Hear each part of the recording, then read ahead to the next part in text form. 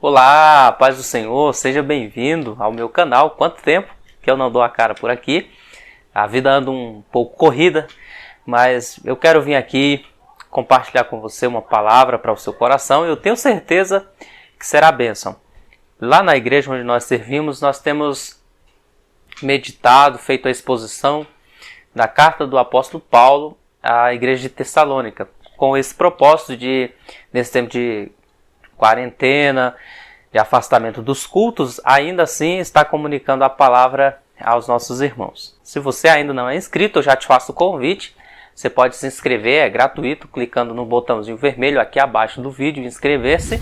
Você pode nos ajudar compartilhando esse vídeo para mais pessoas e ativando o sininho, você não vai perder as notificações dos próximos vídeos que estaremos postando aqui. Estou aqui com a Bíblia Século XXI, uma Bíblia recomendadíssima pelo Dr. Russell Shedd e o Dr. Luiz Saião, para a gente fazer a nossa exposição aí. Acompanhe comigo e preste bastante atenção, que eu tenho certeza que essa palavra de Deus vai falar muito ao nosso coração. Nesse capítulo aqui, 3 de 1 Tessalonicenses, o apóstolo Paulo ele vai nos falar sobre a irrepreensibilidade e a santificação daquela igreja em Tessalônica. Nessa carta, o apóstolo Paulo mostrou como a igreja nasceu e como ele a pastoreou. O cuidado, que Paulo vem mostrando no capítulo 1, capítulo 2 e agora no capítulo 3, ele, ao receber o retorno de Timóteo, vai expressar a sua alegria, a sua satisfação e por esse motivo ele continua orando.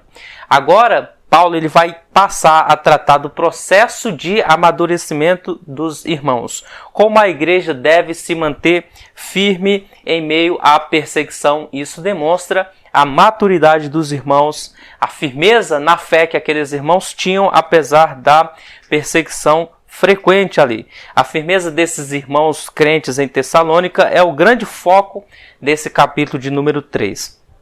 5 vezes a palavra fé aparece nesse versículo aqui, nesse capítulo. Capítulo 3, versículo 2, versículo 5, versículo 6, 7 e 10. A palavra fé aparece e ela é atrelada à firmeza, à confiança, à força impulsionadora que faz com que aquela igreja se mantenha firme por meio da fé. Ora, sem fé é impossível agradar a Deus e sem fé também é impossível resistir aos ataques constantes, tanto das pessoas que se levantam contra o cristianismo, tanto quanto a perseguição por meio espiritual. Nós vimos isso na mensagem passada. O pastor, o obreiro, o servo, o cristão, homem ou mulher que serve a Cristo deve esperar perseguição física e perseguição espiritual. Lógico que a palavra de Deus nos prepara tanto para enfrentarmos problemas naturais, de esfera natural, homem perseguindo a homem, e também perseguição espiritual. A Bíblia vai nos mostrar que nós temos acesso às armas espirituais por meio do Espírito Santo. Aqui no versículo 1 e 2, o apóstolo Paulo ele vai demonstrar que amava os irmãos de Tessalônica e por isso ele enviou Timóteo. Veja que Timóteo era uma ajuda imprescindível no ministério de Paulo, mas por amar aquela igreja ele decide abrir mão da companhia e do auxílio de Timóteo por um tempo para que a igreja não ficasse desassistida. Paulo então envia Timóteo. E aí nós precisamos olhar para Timóteo e observar o perfil do obreiro enviado. Em primeiro lugar, Timóteo era um irmão, ou seja, ele era crente, ele fazia parte da comunidade de fé. Não é possível conduzir outros a lugares por onde nós não passamos. Ou seja, Timóteo era alguém que tinha tido um encontro real com Cristo, havia sido alcançado pela mensagem da cruz, pela a mensagem da graça. Ele havia passado por momentos de tribulações junto com Paulo e agora ele pode conduzir esses irmãos que também estão em perseguição e não negar a fé, porque ele já havia passado por aqueles caminhos também, onde a fé era testada. Paulo havia levado Timóteo à fé, a Cristo. Timóteo ele era filho de um grego, provavelmente. Em 1 Timóteo 1, versículo 2, nos mostra que Paulo, então, é responsável por levar Timóteo a Cristo. Por esse motivo, então, Paulo chama ele de irmão, um verdadeiro cristão na fé. Esse é o primeiro perfil do obreiro que é enviado. Precisa ser crente, precisa ser salvo. Em segundo lugar, Paulo vai dizer que Timóteo é cooperador de Deus. A palavra grega para cooperador aí é diácono. Diácono é aquele que serve, é aquele que está pronto para servir. Timóteo, como obreiro, ele não se coloca na posição de senhor, mas como servo nas mãos de Deus para servir auxílio a Paulo e à igreja. Ele estava, Timóteo, no ministério, não por interesse, porque queria receber algo de alguém, mas para servir.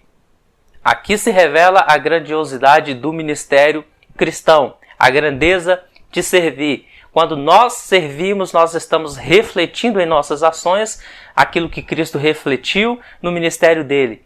Porque Jesus veio para servir e dar a sua vida em resgate de muitos, e nós também devemos servir. Nesse sentido, nos tornamos cristãos na íntegra, aqueles que se parecem com Cristo. Deus é o agente principal da obra, Deus é o maior interessado na obra, e quando alguém se envolve na obra, ele é apenas cooperador. Quando eu estou envolvido na obra, Deus não é meu cooperador, mas eu coopero com Deus porque a figura central é Deus e nós somos apenas coadjuvantes participando da missão de Deus, da Missio Dei. O maior trabalho, portanto, é de Deus. Quando Paulo vai enviar Timóteo, Paulo diz ainda no versículo de número 2, e enviamos Timóteo, nosso irmão e ministro de Deus, no Evangelho de Cristo, para vos fortalecer e vos dar ânimo na fé. Ou seja, o terceiro perfil de um obreiro enviado para uma igreja que está sob perseguição e precisa de auxílio, é que ele vai com a missão de edificar. Paulo envia Timóteo a Tessalônica e não era tanto para inspecionar a igreja, observar a igreja, falar dos problemas da igreja. Não, ele vai para prestar ajuda, ele vai para estender as mãos de socorro. A atitude não era de condenação quando vai falar sobre edificação, condenação dos seus erros, mas auxílio nas suas deficiências. Isso é edificação. Edificar não é exortar, condenar e lançar para o mar do esquecimento. Edificação é estender a mão, é colocar de pé, é reestruturar os alicerces para que a obra não caia e não pereça. Dito isso, demonstrando então o afeto pela igreja, enviando Timóteo, Paulo ele vai demonstrar sua ação cristã em frente à tentação, em meio à tentação. E isso é refletido também na igreja. Versículo 3 ao versículo 5, Paulo vai dizer: para que ninguém fraqueje diante dessas tribulações, porque bem sabeis como fomos destinados para isso. Destinados o quê? A tribulação. Inevitavelmente, servir a Cristo vai acarretar ódio do mundo. O mundo não ama a Cristo e também não ama a igreja. Verso 4, Paulo diz: pois quando ainda estávamos convosco, já vos dizíamos que haveria de sofrer tribulação, como de fato aconteceu, como vocês bem sabem. Por essa razão, também não podendo esperar mais, procurei saber da vossa fé, pois tinha medo de que o tentador vos desanimasse e o nosso trabalho fosse inútil. Paulo, ele está preocupado com a igreja justamente pela perseguição e pelo tentador, e a igreja se revela como uma igreja verdadeira. Eles não amam o mundo, não são amigos do mundo e não conformam-se com o mundo. Conforme João 15:19, isso vai gerar perseguição.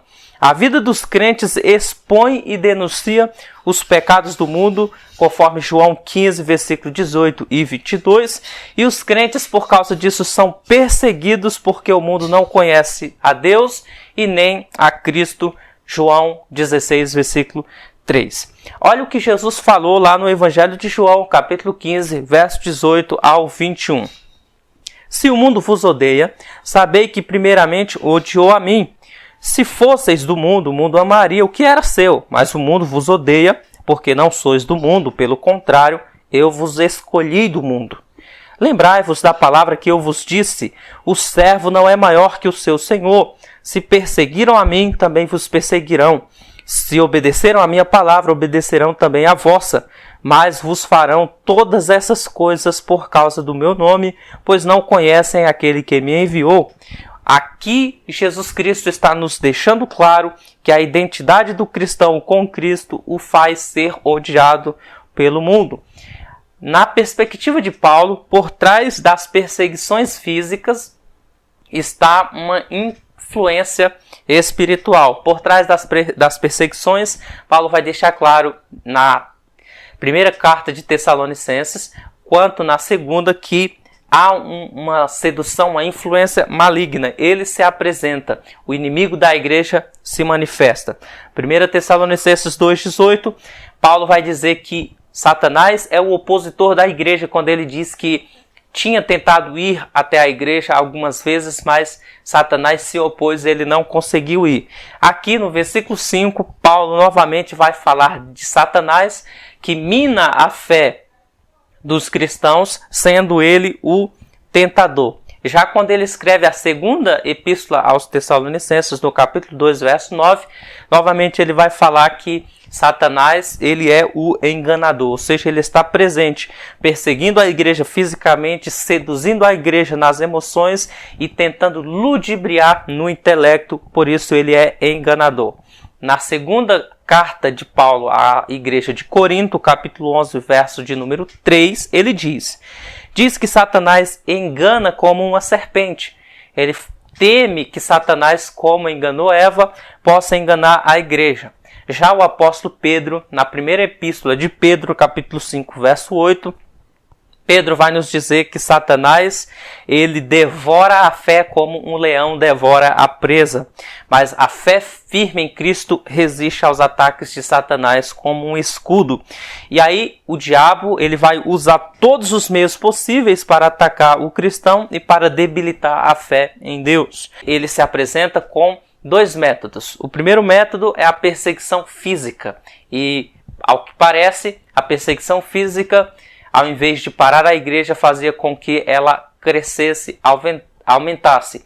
Tertuliano já dizia que o sangue dos mártires era a sementeira da igreja. Quanto mais perseguiam a igreja e matavam os irmãos por meio do martírio, parece que a fé aumentava. Satanás, então, vai se utilizar de um outro método. É o método do elogio e da sedução. Esses dois métodos estão presentes para destruir a obra de Cristo na igreja. Satanás é perigoso quando bajula os que, quando mostra interesse por essa bajulação, quando o coração do homem é inclinado para as coisas do mundo. E Satanás se mostra mais ofensivo e prejudicial à obra de Cristo quando ele atua com a sedução do que com a ira. Nós podemos notar isso na história da igreja. Frequentemente, grandes homens e mulheres na história da igreja resistiram à perseguição, mas caíram diante da sedução dos elogios. Nós podemos ver isso no nosso tempo presente.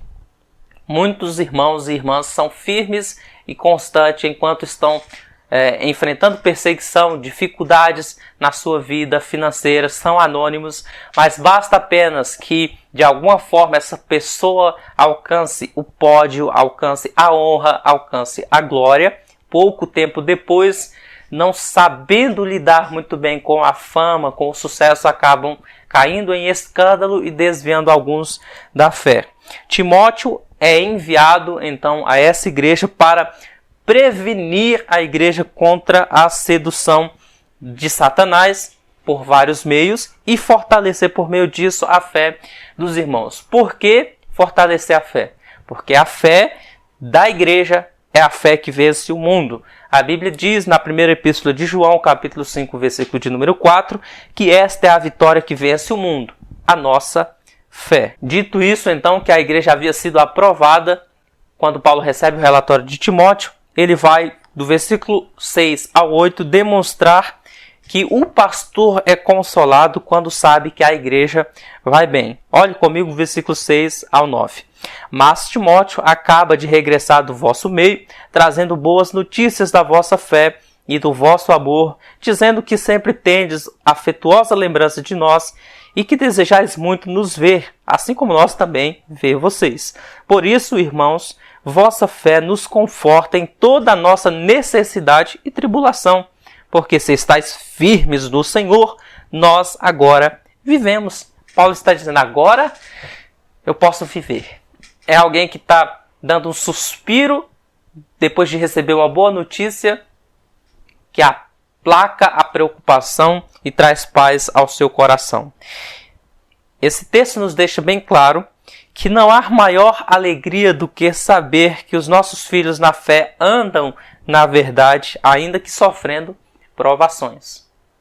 Paulo está feliz porque aquela igreja, mesmo enfrentando perseguição, não abriu mão daquilo que é indispensável, a fé em Cristo Jesus. Porque a perseguição pode encerrar a nossa vida aqui na terra, mas o abandono da fé encerra a nossa vida eterna com Cristo. Então, mais importante do que perder bens ou qualquer outra coisa é não perder a fé. Precisamos manter-nos firmes.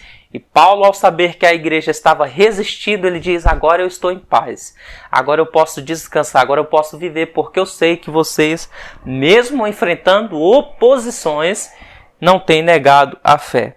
Paulo também estava enfrentando perseguição, mas ao saber que os irmãos estavam firmes, ele foi encorajado e consolado. Nada encoraja e consola mais um pastor que está enfrentando perseguição também, do que saber que o ministério dele não é inútil. Ele sabe que ele está sofrendo perseguição, as tentações são várias, a vontade de parar às vezes é notória, mas quando ele sabe que alguns irmãos estão firmes na fé, ele encontra força para permanecer e continuar. Então, Paulo é tanto instrumento de consolo para a igreja, como a igreja também é instrumento de consolo para Paulo. Paulo consola a igreja ficando firme e a igreja consola o pastor Paulo permanecendo firme mesmo em meio à perseguição. Tanto Paulo como os irmãos estavam firmes por causa da palavra de Deus, a fé aplicada na palavra. 2 Timóteo 3,16 vai nos dizer que a palavra do Senhor ela é útil para a repreensão, para a correção, para a educação na justiça, para que o homem e a mulher também sejam perfeitos e aperfeiçoados em toda boa obra. Isso aqui é uma evidência e um apontamento para a doutrina, para o ensino, para a norma que rege a nossa vida. A doutrina mostra o que é certo, a repreensão diz o que não é certo e a correção mostra como fazer o que é certo. E a instrução diz como nos manter no caminho certo, já dizia Warren Wiersbe. A palavra de Deus ela é alimento, o próprio Jesus disse isso em Mateus 4,4, quando ele está enfrentando perseguição por Satanás, sendo tentado no deserto, ele diz que nem só de pão viverá o homem, mas de toda a palavra que procede da boca de Deus. Palavra é alimento. A palavra também é luz. Salmo 119, verso 105. Luz para os meus pés e lâmpada para os meus caminhos é a tua palavra. E a Bíblia, a palavra de Deus também é arma para nos defender e atacar. Efésios 6,17. A espada do Espírito, a palavra é a espada do Espírito. A espada tanto ataca quanto defende.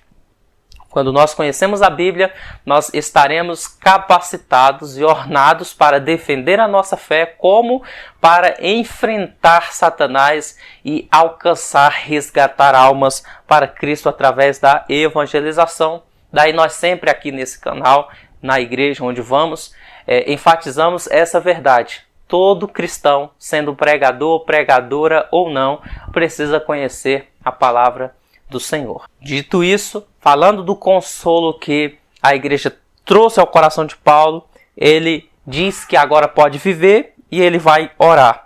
Ao receber a notícia de que a igreja estava bem, Paulo orou. Paulo orou pela igreja, versículo 9 ao 13, é a parte final da nossa meditação aqui. Versículo 9 ao 13 diz assim: Pois quanta gratidão podemos expressar a Deus por vós diante da grande satisfação com que nos alegramos por vossa causa diante de nosso Deus? Aí ele diz: rogando continuamente noite e dia para que possamos ver o vosso rosto e suprir o que falta à vossa fé.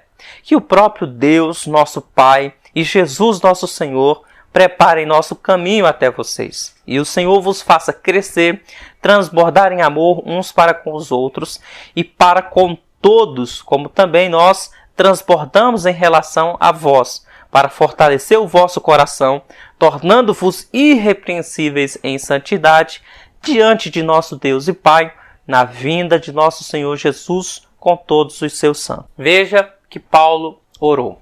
Isso aqui é reflexo de grandes homens do Antigo Testamento também. O profeta Samuel, no capítulo de número 12 de 1 Samuel, versículo 23, mesmo quando ele está saindo ali da evidência do seu ministério, ele vai falar: quanto a mim, longe de mim que eu peque contra o Senhor, deixando de orar por vós. Antes vos ensinarei o caminho bom e direito.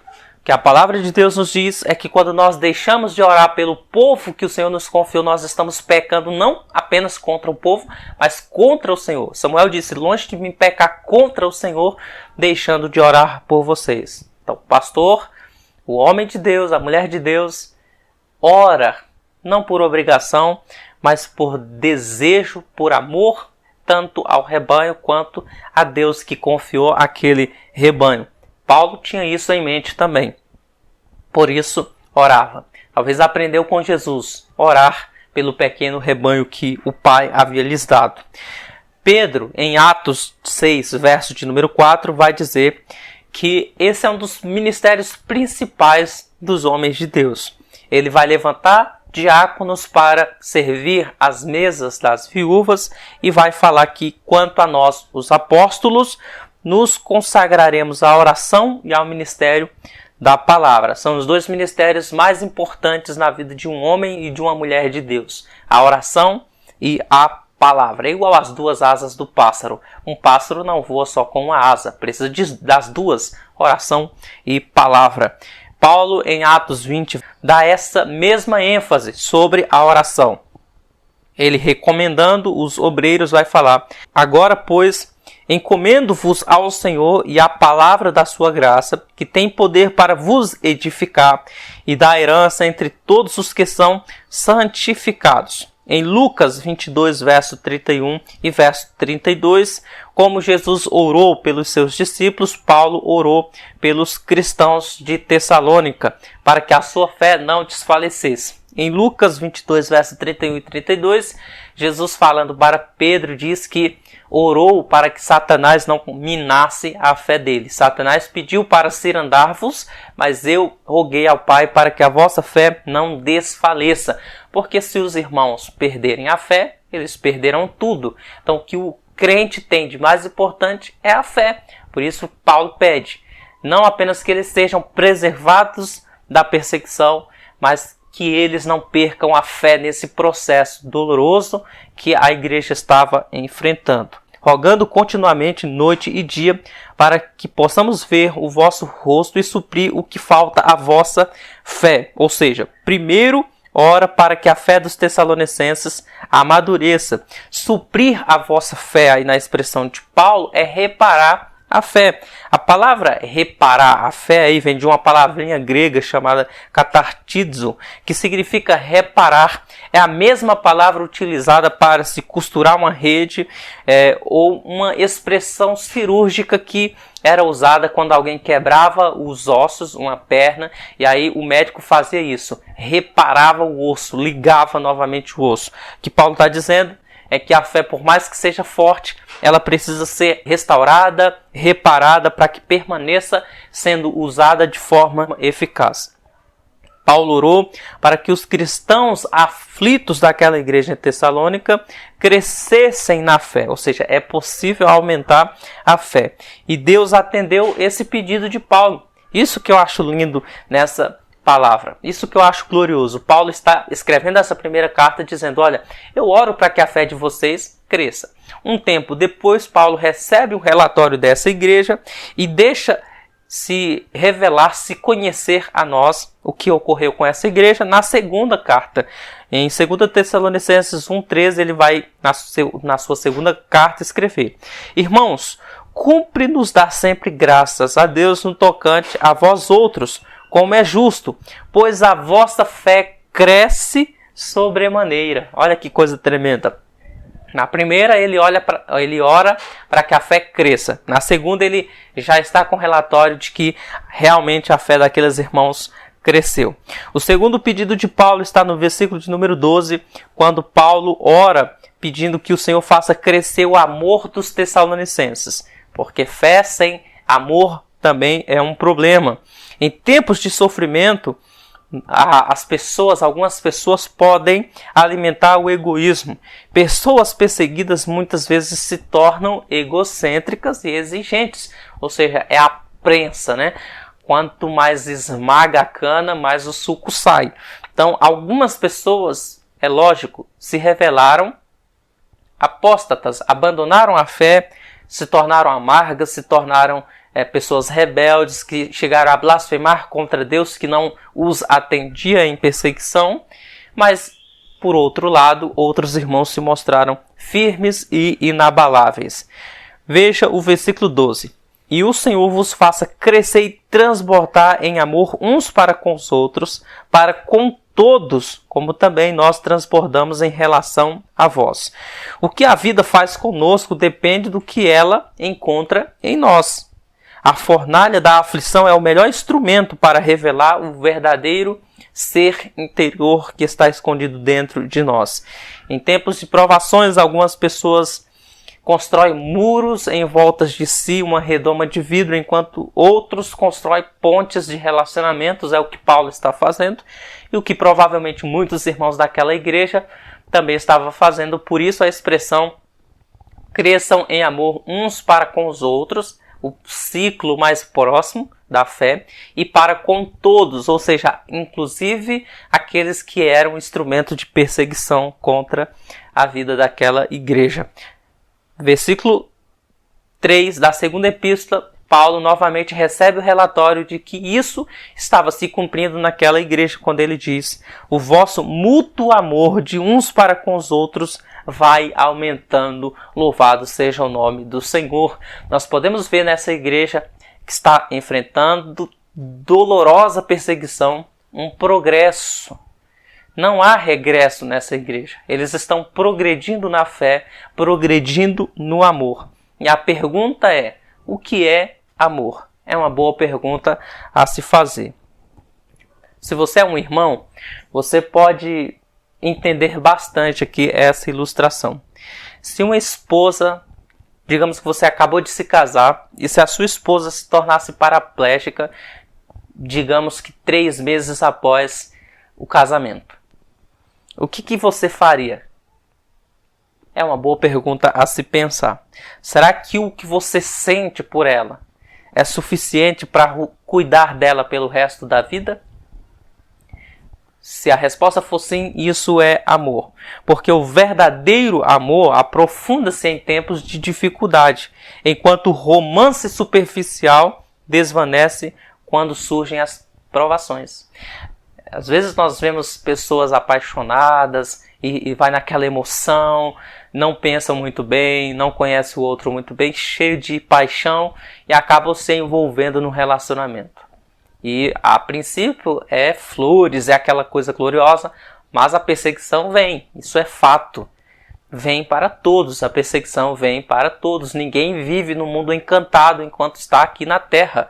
A perseguição vem, as crises surgem, os problemas surgem, as enfermidades vêm, os desafios vêm. E é aí que a maturidade do amor dá a sua fala e faz com que esse casal, essa pessoa, consiga resistir. Isso sim é amor. É o que é jurado diante do altar, quando nós fazemos o juramento para nossa esposa ser fiel e amar, cuidar e respeitar na alegria, na tristeza, na saúde, na doença, na prosperidade, na pobreza, enfim, até que a morte nos separe. E quando vem o outro lado, aí de fato se revela o amor. Amar na alegria seria muito fácil. Amar na prosperidade, uma maravilha. Amar na saúde, todos conseguem. Agora o amor verdadeiro se mostra na tristeza, na frustração, na dor, na enfermidade, na crise, na perseguição.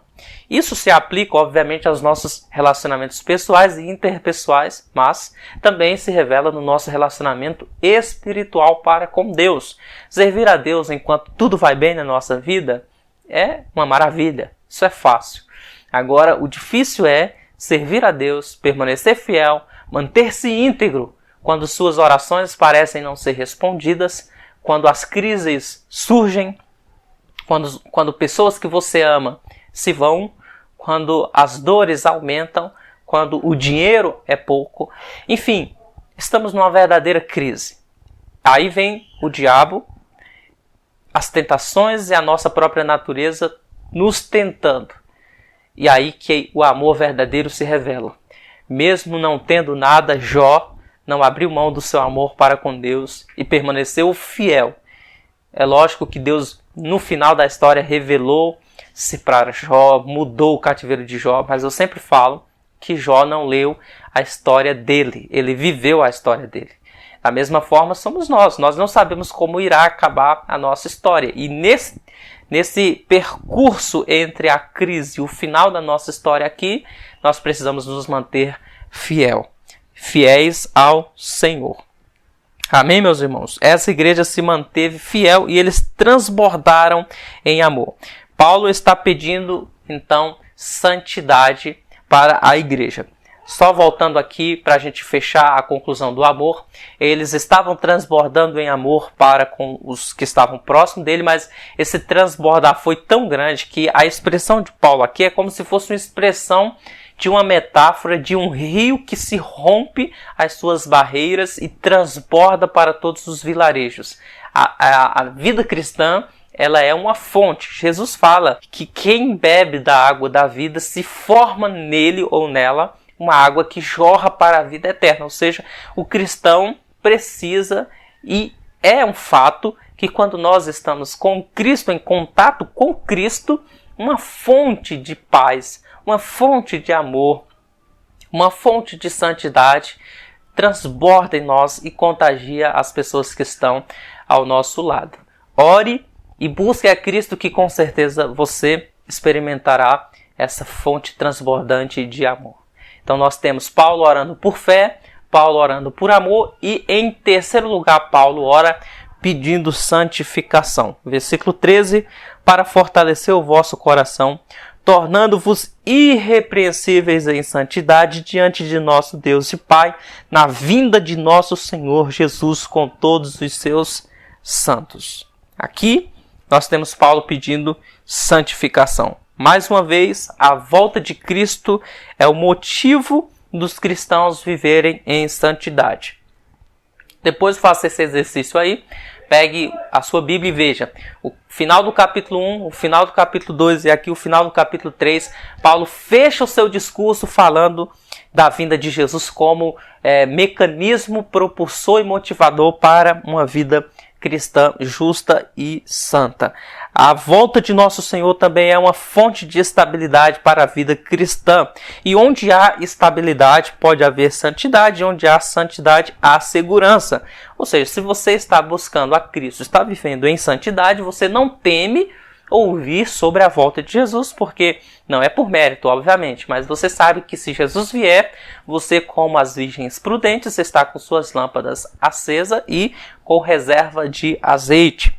A segunda vinda de Cristo nos mostra, então, que o melhor está por vir, e eu quero consolar o seu coração com essa palavra. O melhor ainda está por vir. Amém? Creia nisso. O melhor ainda está por vir. O cristianismo, a nossa fé em Cristo não caminha para o acaso, mas para um glorioso futuro de glória que nos reserva no encontro com o nosso Senhor Jesus Cristo diante de Deus o Pai.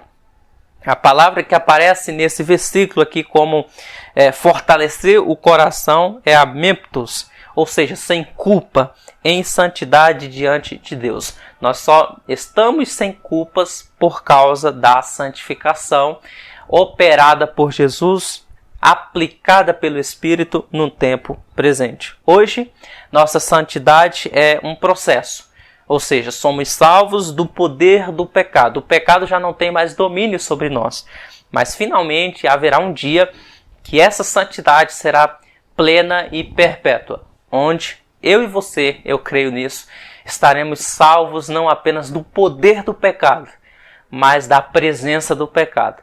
Estaremos para sempre com o nosso Senhor e viveremos para Ele em glória. Nossa santidade então será plena, como a Bíblia diz, então veremos o Senhor como Ele é. Esse Senhor que virá com todos os seus santos nos buscar, para que se cumpra o que diz no Evangelho de João, capítulo 14. Não se perturbe o vosso coração, Ele foi para o Pai, preparou-vos lugar, para que onde Ele estiver, nós possamos estar também. Essa foi a nossa palavra de hoje, onde nós vemos o ministério pastoral de Paulo mais uma vez em evidência, fortalecendo e consolando aquela igreja que estava sob perseguição. Amém? Que Deus abençoe a sua vida. Vamos orar e que essa palavra seja aplicada ao seu coração e à sua vida. Senhor, nós te louvamos por esta maravilhosa palavra, essa palavra que o Senhor nos trouxe e que nos faz refletir, Pai, o quão importante, o quão maravilhoso é essa união dos irmãos, essa firmeza na fé e esse apego à Tua palavra que nos faz enfrentar perseguições, crises e dilemas. Eu oro pedindo, assim como Paulo orou pedindo, para que o amor dos nossos irmãos cresça e que o Senhor os ajude a permanecer firmes, meu Deus, em santidade, aguardando a Tua vinda. Nós oramos e atribuímos toda a honra, toda a glória a Ti somente, que essa palavra vá e cumpra o resultado para o qual ela está sendo enviada e a glória será Tua somente, de mais ninguém. Essa é a nossa oração no nome de Jesus. Amém e graças a Deus. Um beijo fraterno no seu coração, que Deus te abençoe e até o nosso próximo encontro. Tchau, tchau.